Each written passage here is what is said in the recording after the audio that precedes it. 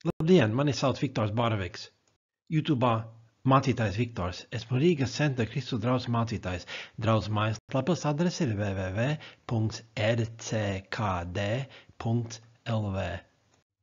Lūdzu uzšķir Jēkaba vēstules 1. nodaļu. Turpināsim savu ceļojumu caur šo vēstuli. Šodien izmantosim šos darbus, vai arī daļu no tiem. Šodienas tekstam Jēkaba vēstulē 1. nodaļā no 19. līdz 27. pantam ir 3 daļas. Ieklausies Dieva vārdā, dari Dieva vārdu un piemēri.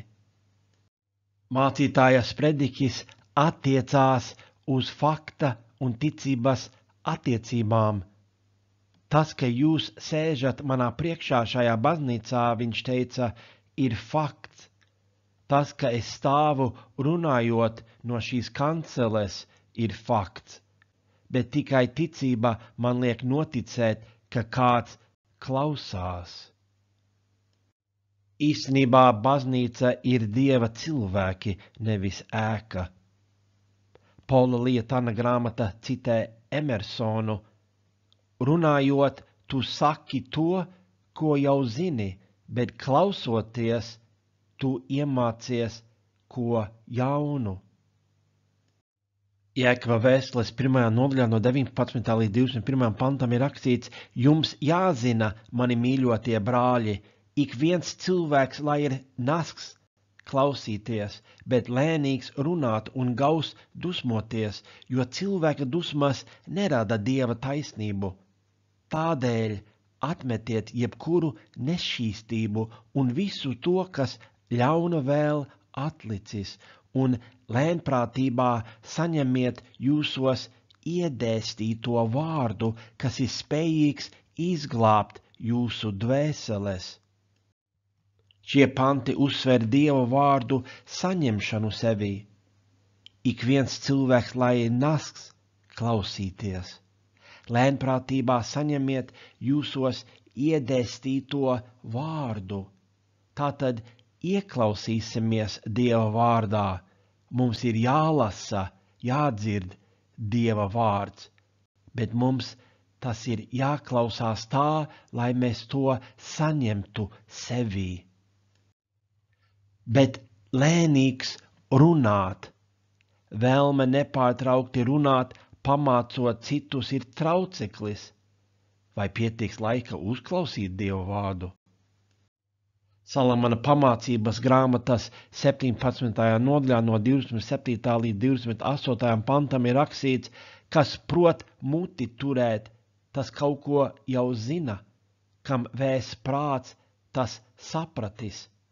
Pat muļķis šķiet prātīgs, kamēr klusē, kamēr lūpas šim ciet, liekas gudrs.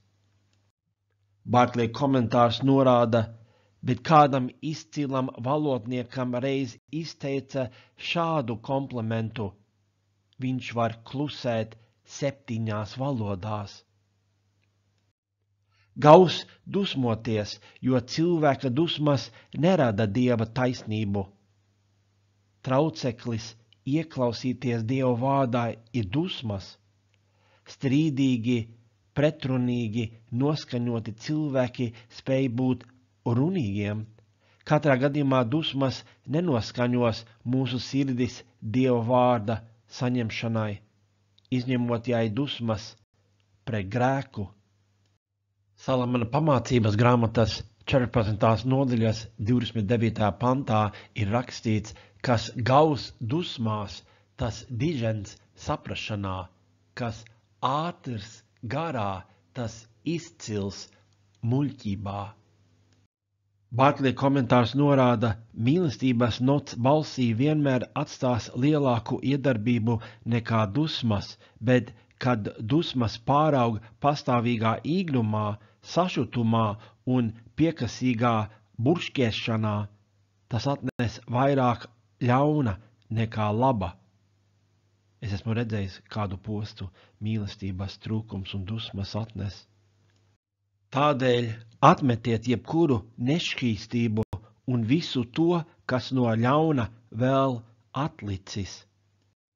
Šīs minētās nevēlamās lietas mūsos padarīs Dieva vārda uzņemšanu grūtāk, un tātad neveicinās tuvību ar Dievu, mūsu pestīšanu, mūsu atalgojumu saņemšanu.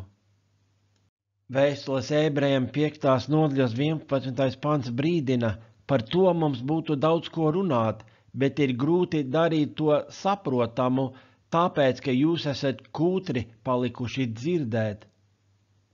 Kūtri dzirdēt var būt arī cilvēks, kas apmeklē dievkalpojumus un bībeles studijas. Vēstule Ebrejiem ir uzrakstīta ebreju kristiešiem. Nebūsim kūtri dzirdēt. Ko darīt? Lēnprātībā saņemiet jūsos iedēstīto vārdu, kas ir spējīgs izglābt jūsu dvēseles. Lēnprātība nav vājums, bet spēks zem kontroles, līdzīgi kā spēcīga zirga spēks tiek kontrolēts. Ļauj Dievam pieeju spēkam un enerģijai, ko pats Dievs tev ir iedevis. Jēkaba vēstules 1. nodaļā no 22. līdz 25. pantam ir rakstīts: topiet par vārda darītājiem, nevis tikai klausītājiem, kas paši sevi pieviļ. Ja kāds ir vārda klausītājs, bet nav tā darītājs, tāds līdzinās vīram, kas lūkojas uz sava paša vaigu spogulī, pavērojies sevi, viņš aiziet un tūlīt aizmirst, kāds viņš izskatījies, bet kas dziļi ielūkojas un paliek pilnīgajā brīvības likumā, kas nav aizmaršīgs klausītājs, bet ir darba darītājs, tāds būs svētīts savos darbos. Tātad ne tikai klausīties vārdu, bet darīt. Mums nevajag apsveikt sevi par to, ka esam vārda klausītāji, ja mēs esam tikai vārda klausītāji, nevis darītāji. Vai tu kādreiz atzīmē kaut ko Bībelē, bet vai Bībele arī atzīmē kaut ko tevī? Vai skatīšanās spogulī ir mērķis pats par sevi? Nē. Vai Dieva vārda klausīšanās mērķis nav Dieva vārda darīšana? Vai ir vēlams aizmirst to, kā tu izskaties? Nē. Vai labi nedarīt Dieva vārdu? Nē. Pilnīgajā brīvības likumā, šķiet šī frāze attiecās uz visu Dieva atklāsmi, arī caur Jēzu Kristu un viņa apustuļiem. Brīvības, Dieva vēsts, kas tiek labprātīgi pieņemta un ko kristietī Svētais Gars dara dzīvu un spēcīgu un sekmē, padara kristieti brīvu kļūt par to, kam Dievs viņu ir radījis. 25. pantā mums ir pateikts tas, kas mums jādara, bet kas dziļi ielūkojas un paliek pilnīgajā brīvības likumā, kas nav aizmaršīgs klausītājs, bet ir darba darītājs, tāds būs svētīts savos darbos.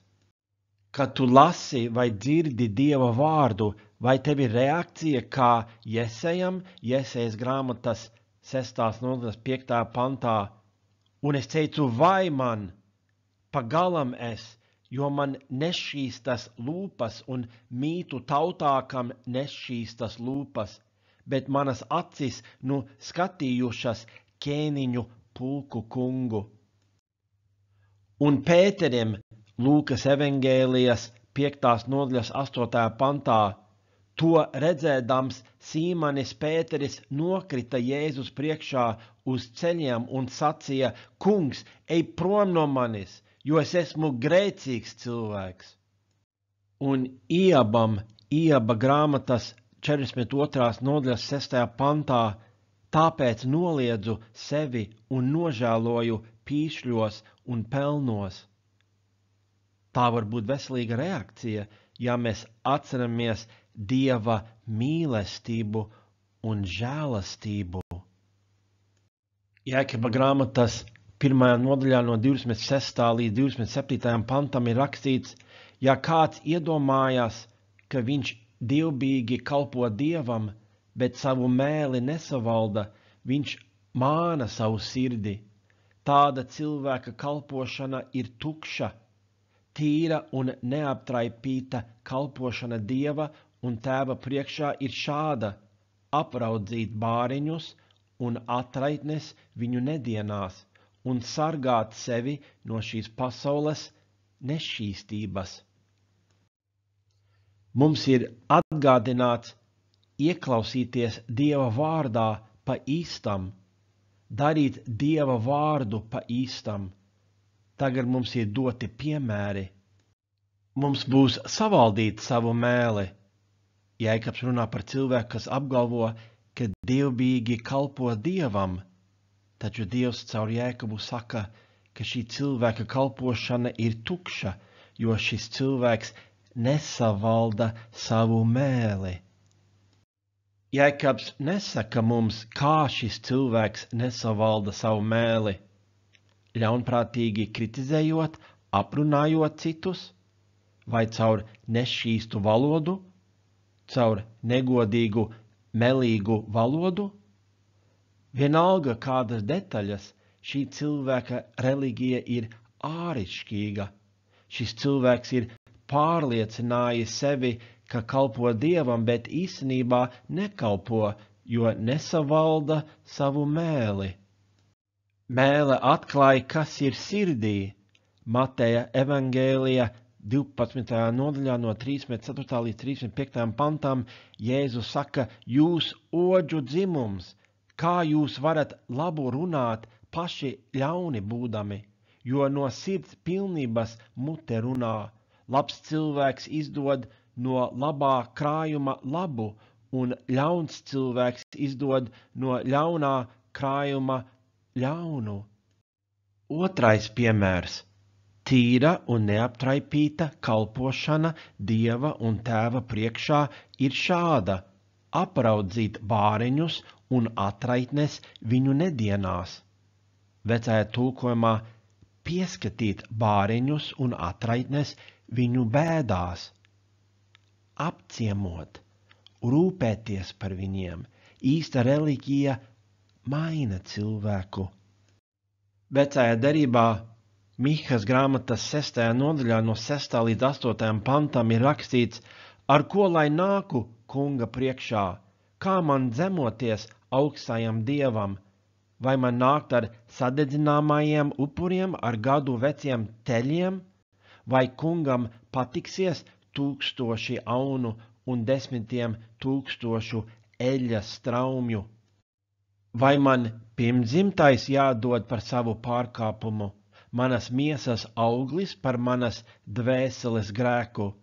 Viņš tev ir teicis, cilvēk, kas ir labs, ko kungs no tevis prasa: spriest taisnu tiesu, mīlēt žēlastību, pazemībā staigāt ar Dievu. Barklija komentārs norāda: dievkalpojumam nebūs nekādas jēgas un nozīmes, ja tas nevirzīs cilvēku uz to, lai mīlētu Dievu caur saviem līdzcilvēkiem un pa kādinājumu pilnajiem pasaules ceļiem staigātu neapgānīts. Īsta reliģija maina cilvēku. Piemēram, cilvēks rūpējas par cilvēkiem, par neaizsargātiem cilvēkiem, par bāriņiem un atraitnēm. 68. psalmā 6. pantā ir rakstīts: bāriņu tēvs un atraitņu aizstāvis ir Dievs savā svētajā mājoklī. Brālis Guntis kalpoja bāriņiem caur pasākumu cerība.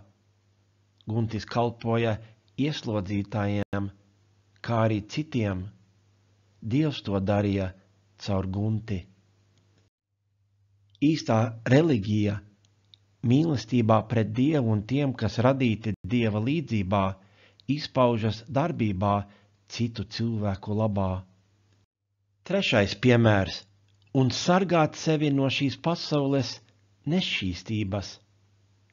Īsta reliģija neatļaus cilvēkam sasmērēties no pasaules, tas ir no visa, kas ir pret Dievu. Sātans mudina uz pasaulīguma mīlestību, uz draudzību ar pasaules ļaunumu, uz tapšanu pasaulē līdzīgiem, lai Dievs mūs nosodītu ar pasauli. Dievbijīgs Lats ar laiku sāka dzīvot Sodomā. Neizskatās, ka Lats būtu uzaudzinājis visdievbijīgākās meitas. Un sievas miesa kļuva par sālstabu. Kristieti, sargies no pasaules. Jēzus mīlēja cilvēkus pasaulē, kalpoja pasaulē, nomira par pasauli, bet turēja sevi pilnīgi šķīstu no pasaules. Pasaulīgs cilvēks nespēja palīdzēt pasaulē. Tātad īstā reliģija nav ārišķības. Īstā reliģija ieklausās Dieva vārdā. Īstā reliģija īsteno Dieva vārdu mīlestībā un šķīstībā pret Dievu, mīlestībā un šķīstībā pret citiem cilvēkiem. Es aicinu jebkuru, kas nav vēl kļuvis par kristieti, to izdarīt Bībeles noteiktajā veidā, tā saņemot grēku piedošanu un svēto garu. Skaties lūdzu rakstu Patiesība par jūsu pestīšanu draudzes mājaslapā. Vai video Evaņģēlijs Labā vēsts YouTube kanālā Mācītājs Viktors. Lai Dievs tevi pasargā, lai Dievs tevi bagātīgi svētī.